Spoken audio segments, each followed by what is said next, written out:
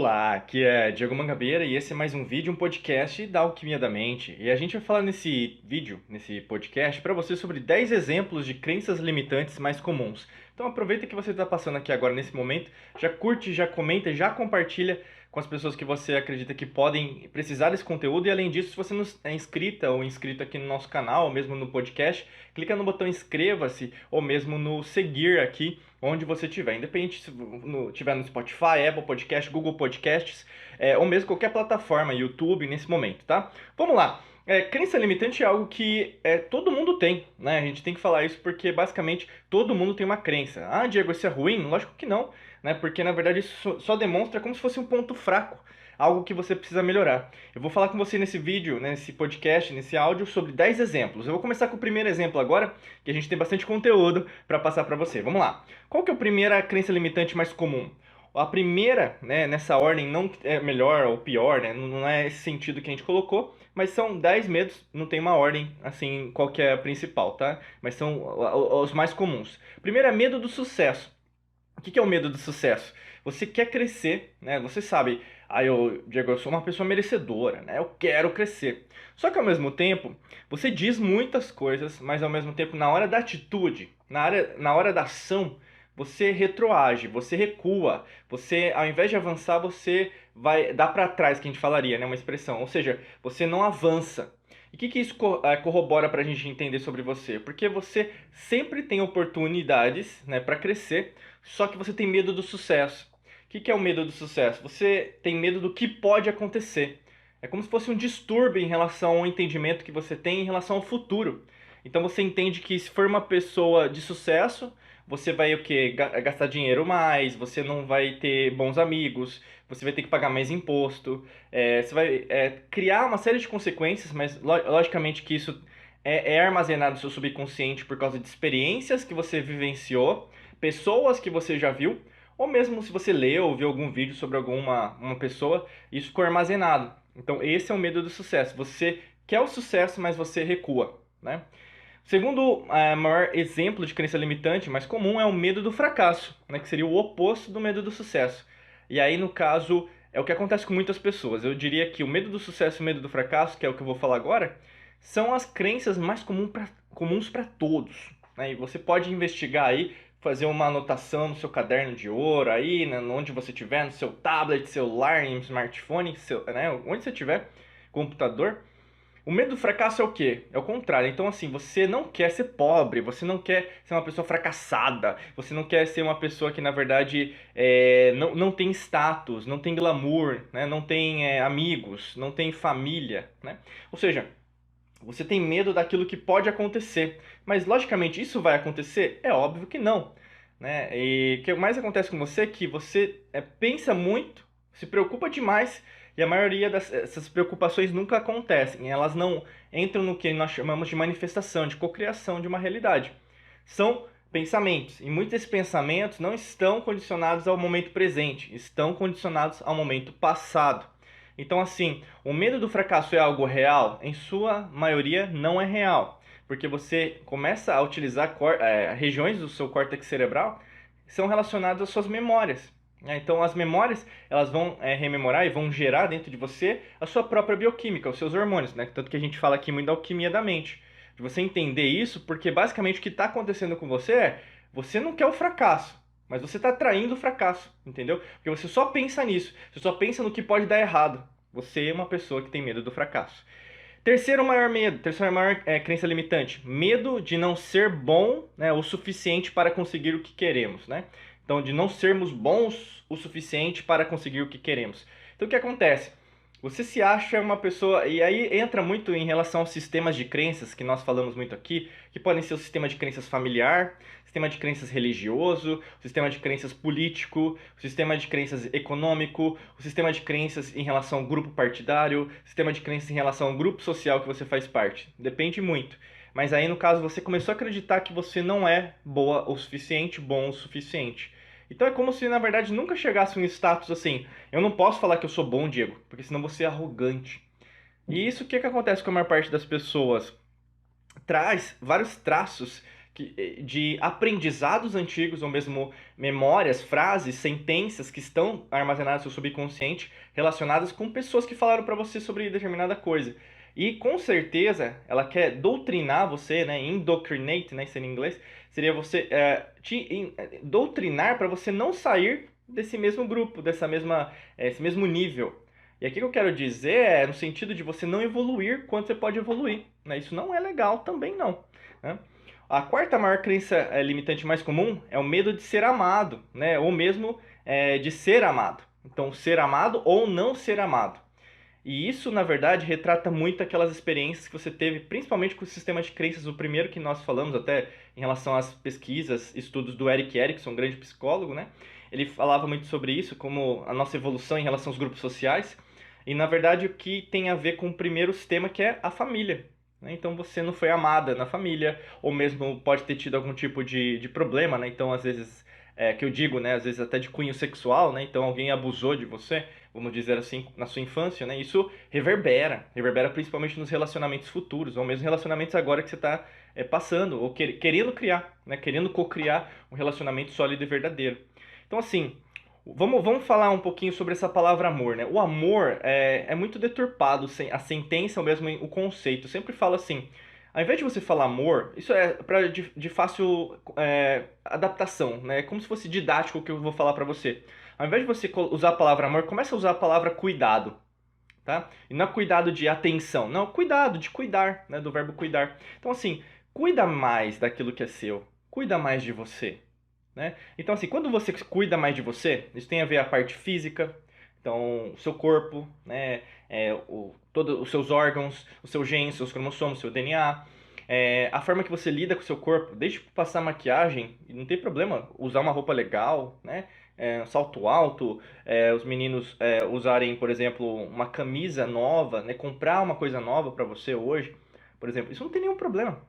E também, por exemplo, comprar um livro, né? Então a parte mental, você estudar, por exemplo, você está aqui, você caiu nesse podcast, nesse vídeo por um motivo.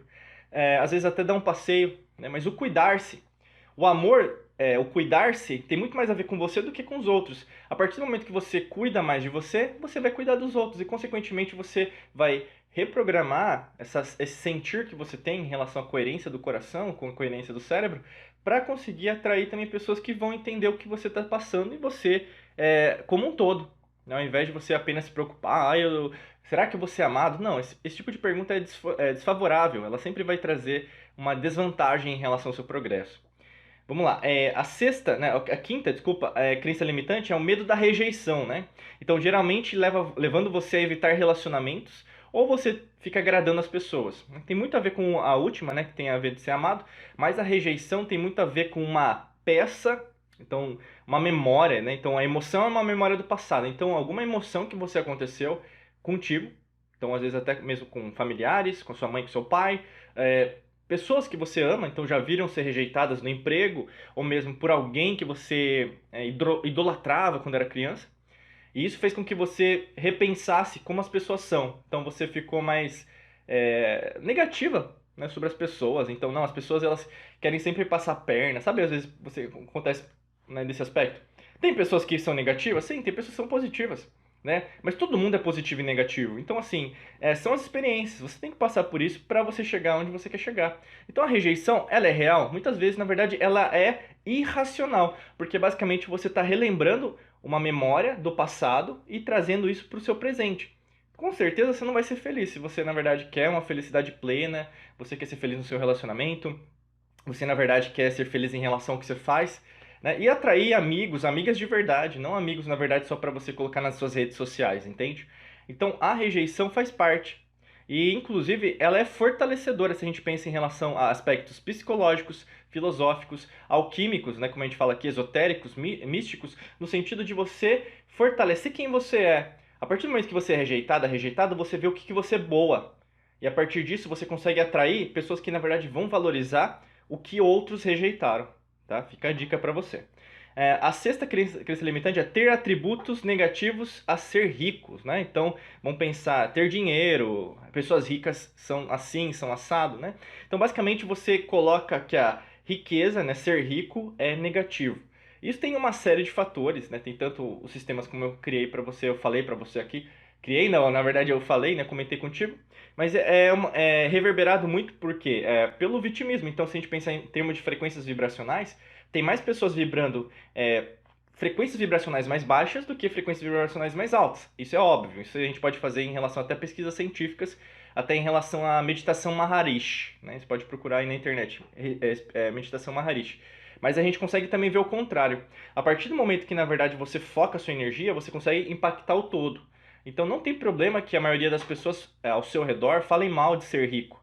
E quando a gente fala aqui de riqueza, até tem um link aqui na descrição para te ajudar. Pode clicar mesmo se você quer entender a riqueza, a verdadeira riqueza, né? E a verdadeira prosperidade e abundância financeira, que não é só dinheiro. A gente fala das 5 riquezas da prosperidade. Clica no primeiro link que você vai entender o nosso treinamento Método Hércules, que pode te ajudar a entender esse aspecto aí em relação à riqueza. Se você tem muitas crenças em relação a dinheiro, sabe, criação de riqueza, clica no primeiro link da descrição onde você tiver, que vai te ajudar demais e, logicamente, você entrar no nosso treinamento, tá? Então, assim, ser rico não tem a ver apenas com dinheiro, mas tem a ver com a maneira que você enxerga a sua própria mentalidade, tá? Então, precisa desenvolver isso de uma maneira mais profunda. A sétima maior crença é medo da grandeza.